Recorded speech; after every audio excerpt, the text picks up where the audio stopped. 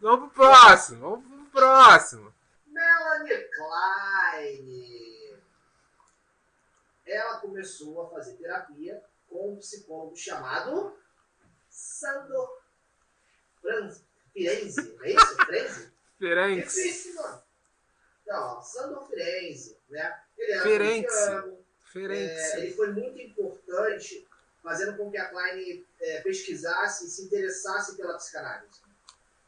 No ano seguinte, ela conheceu Freud e o Karl Abraham. Karl Abraham. E depois o último a convidou, né, o Abraham convidou para trabalhar com ele em Berlim. Aí ela foi dançar cosaco. Que tosco isso. E aí ela fez a análise com ele e tudo. E ela considerava que ela era, como eu posso dizer, ele considerava que ela era muito estudiosa, porém geniosa. Eu não sei bem o que seria esse geniosa. Ela seria... Cara, ela era muito assim... Sabe quando aquela pessoa que não entende o beabá e ela tem que sempre fazer uma pergunta, sempre tem que fazer um apontamento, sempre tem que ser o Evandro. Você na faculdade? Exatamente. Exatamente. Sabe? A pessoa que não aceita tudo de mão beijada. Entendi. Então, ela focou muito os estudos dela na psicologia infantil e foi um pé no sapato de quem? A filha do Freudinho, como você já tinha falado. Ela foi a pedrinha no sapato da Ana Freud. Cara, ela criticou várias teorias da Ana. Várias. Parecia até que ela queria ser a Ana, tá ligado? É interessante, né? Mas será que ela queria mesmo ser a Ana? Não sei, mas talvez ela queria ser mais destacada que a Ana. É aquilo que eu falo da construção do reconhecimento, entendeu? A Melanie Klein, pra mim, tinha esse pontamento do reconhecimento. A Karen, não. A Karen, ela... O que aconteceu? A Karen, ela foi mais natural na minha concepção. Ela decidiu de Freud porque ela viu a teoria do cara e falou assim, velho, eu não vou... não vou concordar com isso. A Melanie, não. A Melanie, ela aceitou a teoria do velho, porém ela falou assim, bom, mas eu vou ser a primeira psicóloga infantil. Então, assim, a Ana tá falando merda, eu vou falar do meu jeito e vou pegar esse lugar pra mim.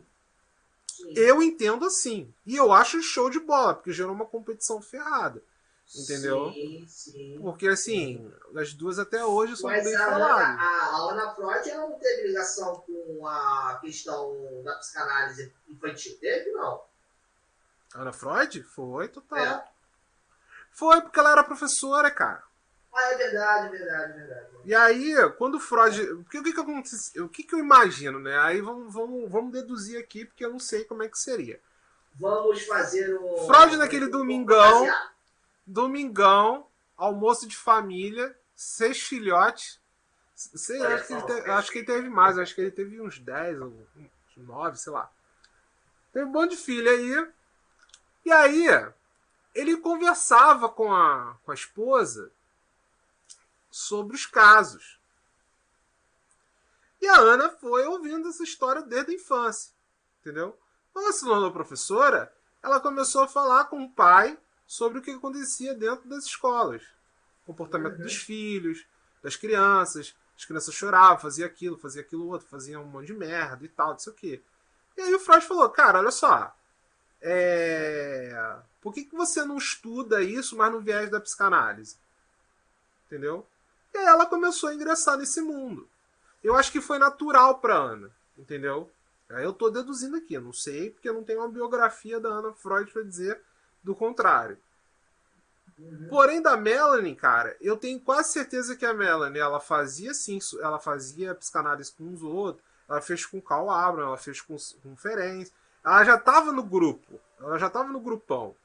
E ela já era uma pessoa já estudiosa, ela já era da do grupo, entendeu? Só que para ela ter evidência, para ela ter destaque, ela não ia conseguir vencer ninguém ali, cara. É aquilo que eu falo da situação da mulher como um fator de reconhecimento. A única que tinha reconhecimento mulher na época era a Ana Freud. Uhum. E a Karen, ela não nem conseguiu entrar, porque ela já criticou o Freud, já foi tirada. Entendeu? Então, meio que sobrou só a Melanie. A Melanie falou, como é que eu vou fazer? Eu vou discordar desses malucos, vou discordar de Freud. Discordar de Freud não é uma boa, porque ele tava mandando todo mundo pastar, né? Porque ele decide da Karen, depois ele decide do Fritz, né? Porra, eu não vou fazer nada. Não vou mexer. O Jung também saiu. Quer dizer, eu não vou fazer nada. Os outros eram só homem casca grossa. Só gente famosa. Eu vou na única mulher, que pelo menos eu tenho uma competição. E eu acho que é isso que é injusto. Eu acho que esse é o apontamento que eu tenho que colocar aqui. Naquela época, mulher só podia enfrentar mulher, cara. Se tu botasse qualquer coisinha contra homem, tu era humilhada. Que é o que aconteceu com a Karen. É por isso que de todas essas três aí, a Karen é a que eu mais assim valorizo. Porque ela foi a teve coragem de meter o peito de peitar, lá cara. Ela foi a primeira que peitou, entendeu? Então assim, tem que valorizar a Karen, velho. Por mais que vocês possam achar que não, não, mas a psicanálise não é assim, bababá. Meu irmão, sem a Karen, sabe? Podia até ter mudanças, mas, cara, Karen mudou tudo. Mudou tudo, tudo, tudo, tudo, tudo. Sim, sim. Uma parada interessante da Mela. Oh, pô, baixei demais. Tô ajeitando a câmera aqui, desculpa.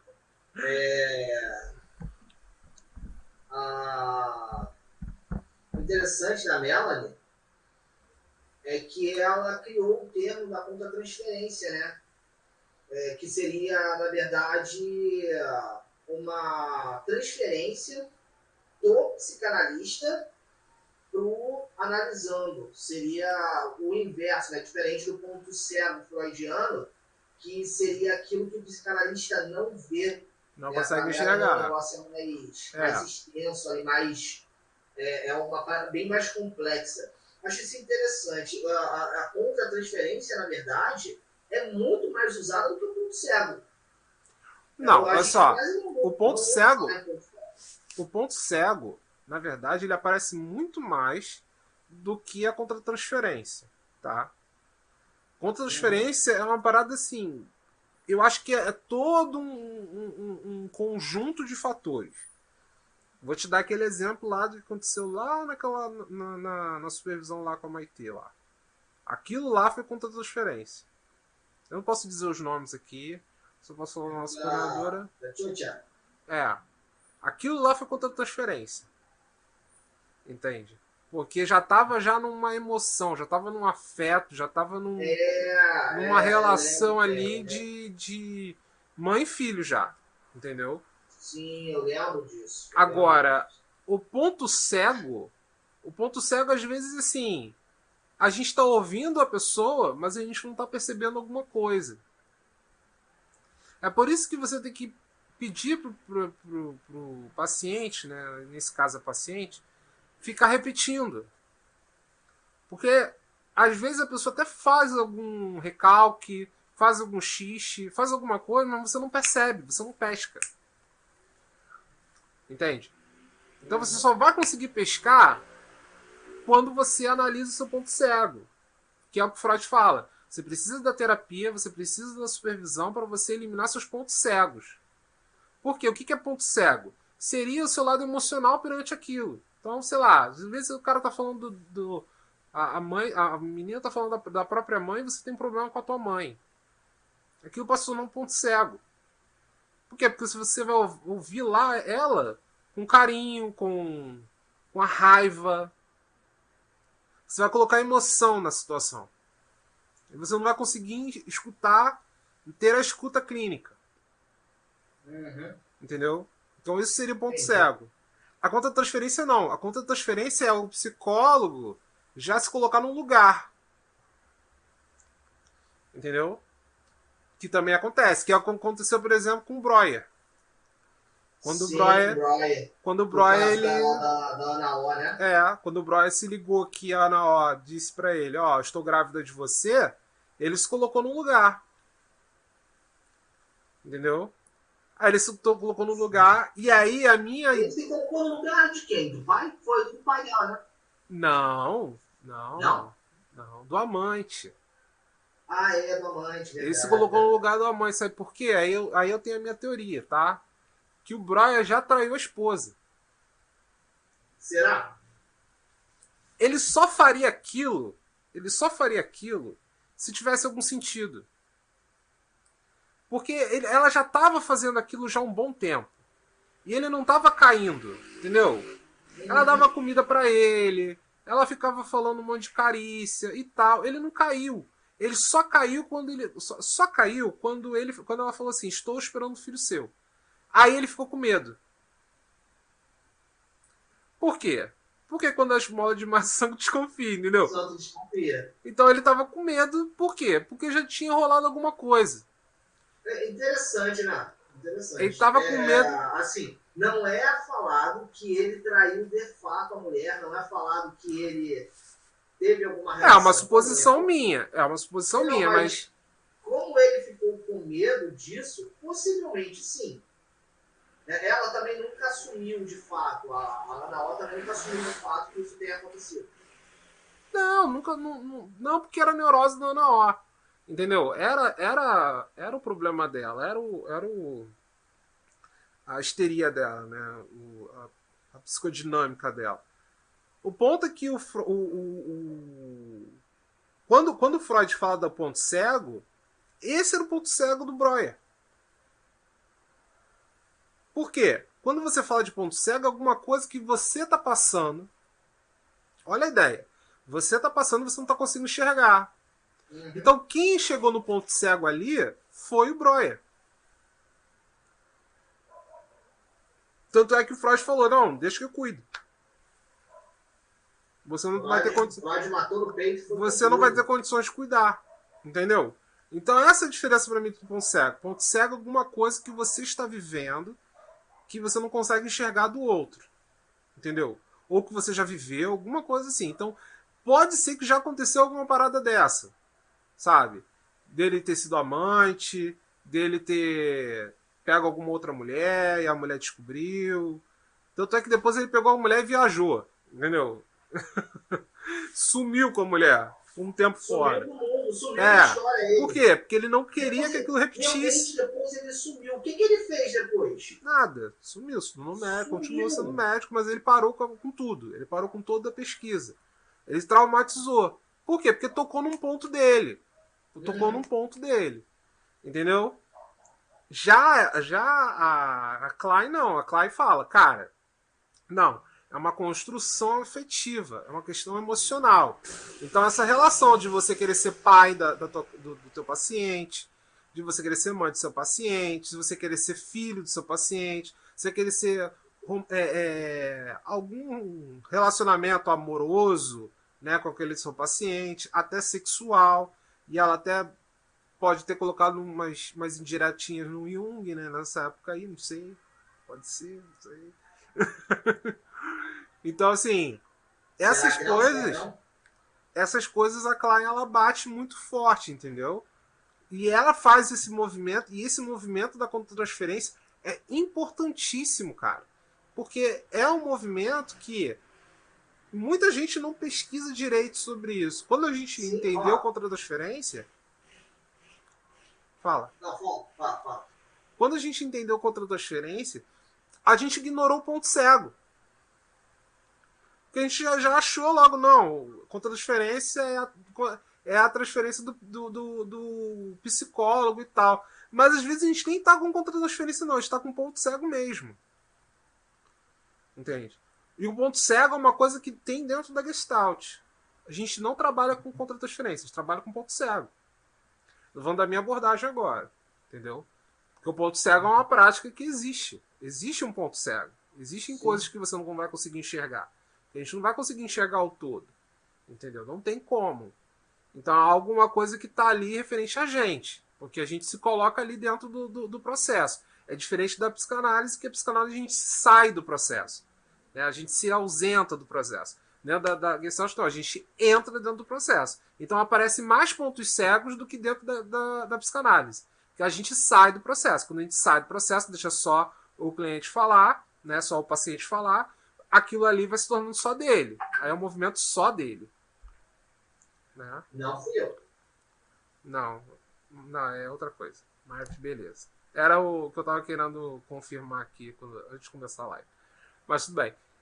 Então, assim, é diferente o processo. Por exemplo, no TCC, a gente tem muitos pontos cegos também. Por quê? Porque a pessoa está dentro do processo. O psicólogo está dentro do processo. Então, tem mais pontos cegos de que quem está na psicanálise. A psicanálise, quase você não vai ter ponto cego porque você já está fora. Se você só vai entrar no processo se alguma coisa está te afetando. É alguma coisa sua, entendeu? A contratransferência é quando você se envolve com a coisa do outro. Quando aquilo se torna uno com você. Então é maior. São coisas diferentes. A gente se juntou. Então é uma coisa que assim, eu só consegui entender quando eu entendi que existia ponto cego dentro da Gestalt. Entendeu?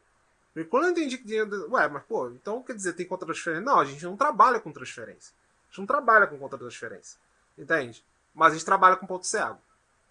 Então, ponto cego é uma coisa e contratransferência é outra. Completamente diferente. E aí eu bato palmo pra Klein. Eu lembro que na faculdade, quando a gente aprendeu Melanie Klein, foi tão pouquinho. Eu lembro que na apostila que eles davam na época, né? Era um trechinho assim, era ela e um outro cara, né? Aí falavam dos dois, era um trechinho pequenininho assim, mais ou menos. De texto. Muito pouco. E a gente se passava bem rápido. Falei, cara. A Klein foi muito pouca. Nossa, muito pouco. Não tem quase nada da Klein, infelizmente. Não tem muita coisa. Tem uns livros bons esse é um dos pontos. Né? Ela foi uma mulher importante, né? Na psicanálise, na área da psicologia, e se fala muito pouco. Muito pouco. Parece que é muito focal na questão freudiana a psicanálise. A psicanálise, no caso que eu falo, a psicanálise no quesito educacional, no âmbito da faculdade e tal. Eu lembro que para a gente falar sobre outros, tipo Lacan, como eu fiz com a professora Angela Utstel, nem sei se o nome dela é assim, Utstel, mas eu acho que é. Foi uma eletiva que surgiu ali. A Gestalt também era uma eletiva, você não escutava. A Gestalt também era uma eletiva. Né? Não tinha. A Gestalt, acho que a gente aprendeu junto foi com o Gessé, quando a gente estava aprendendo humanismo, não era? Não, eu estava aprendendo... Como é que era? TH... Não vou lembrar dessas teorias e... Teoria existencial humanista. Não. Era uma coisa 1, 2, 3. A primeira era behaviorismo, a segunda era psicanálise, a terceira era essencial. Teoria de alguma coisa psicológica. TSP. TSP3. TSP3. TSP3, isso, TSP3. Não é isso? Ah, caraca, ainda lembro. Nossa senhora. TSP1, TSP2, TSP3. Ah! Memória!